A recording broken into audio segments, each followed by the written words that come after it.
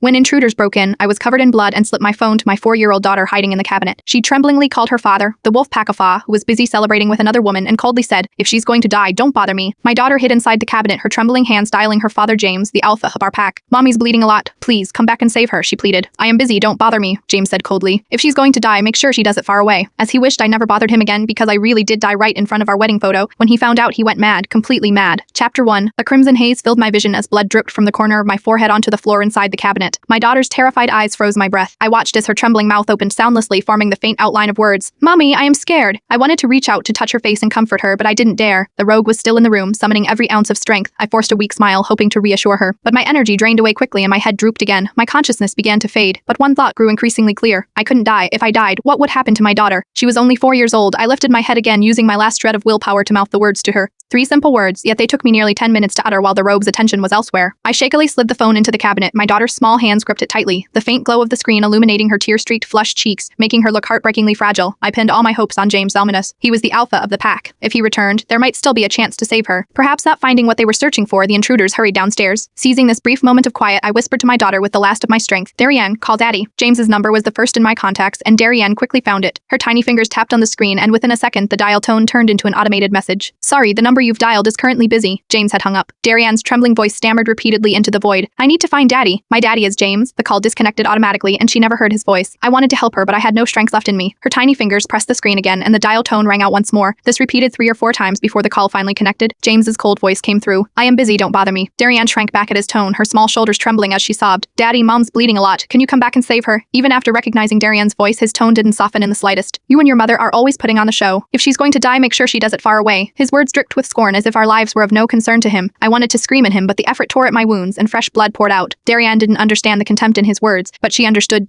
"Mommy's going to die, Daddy. Please come back." Before James could respond, a woman's coquettish voice interrupted. "Alpha, come over here and blow out the candles with me, will you?" I recognized that voice. That was Helena, James's secretary and his beta. The wet, intimate sound of kiss soon followed, and the call abruptly ended. While my daughter and I were fighting for our lives at home, he was celebrating another woman's birthday. He really was busy. Darienne stared helplessly at me, then at the phone in her hands. She reached out, trying to touch my face, but the sound of footsteps outside made her pull back in fear. I wanted to smile and tell her it was okay, that she didn't need to worry, but my stiff limbs were pressed helplessly against the floor. Even keeping my eyes open felt impossible. It seemed I really was going to die. Chapter 2. When I opened my eyes again, I found myself floating above everything, gazing down at the scene below. Darien tremblingly extended her tiny hand to touch my head. "Mommy, can I come out now? It's so dark in here." I didn't respond.